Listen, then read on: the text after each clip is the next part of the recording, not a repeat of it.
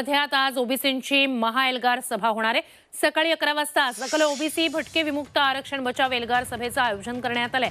सभेची जय्यत तयारी करण्यात आली आहे, ज्याला छगन भुजबळ, विरोधी पक्षनेते विजय वडेट्टीवार, प्रकाश शेंडगे, जानकर, पडळकर, तायवाडे यांच्यासह महत्त्वाचे ओबीसी नेते उपस्थित राहतील। या मोर्चाच्या पार्श्वभूमीवर पोलीस बंदोबस्तही कडेकोट लावण्यात आलाय।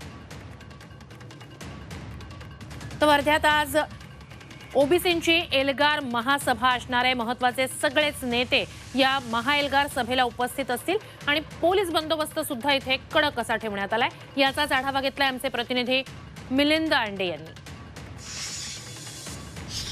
तर आपण सध्या लोक महाविद्यालय या प्रांगणामध्ये आहे। आपण पाहू शकतो या ठिकाणी जवळपास हे 32 ते 33 एकराचं हे मैदान आहे आणि या मैदानामध्ये बसण्याची व्यवस्था जी आहे ती करण्यात आलेली आहे। आपण या दृश्यांमध्ये पाहू शकतो खुर्च्यांची व्यवस्था करण्यात आलेली आहे आणि ओबीसी सर्व जे नेते आहेत ते संपूर्ण नेते या ठिकाणी येणार आहे। आपण या संपूर्ण दृश्यांमध्ये जर बघितलं तर 32 एकरांचा हा जो पट्टा आहे हे संपूर्ण मैदान आहे। या मैदानामध्ये रोख अशी व्यवस्था या आयोजकांकडून करण्यात आलेली आहे। मात्र पोलीस देखील या ठिकाणी तैनात करण्यात आलेले आहेत। 2 DYSP जे आहेत उपविभागीय अधिकारी जे आहेत ते बाहेर जिल्ह्यातून बोलवण्यात आलेले आहे। आणि महत्त्वाची गोष्ट नेमकं कशा पद्धतीचं आयोजन आहे आपल्यासोबत बोलण्यासाठी गमे साहेब आहे। काय सांगाल, एकंदरीत काय व्यवस्था आहे, काय सांगाल?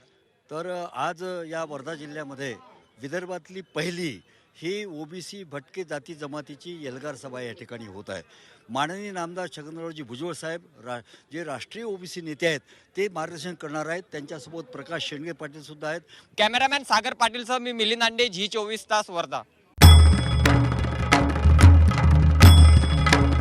भंडाऱ्याची उधळण म्हणजे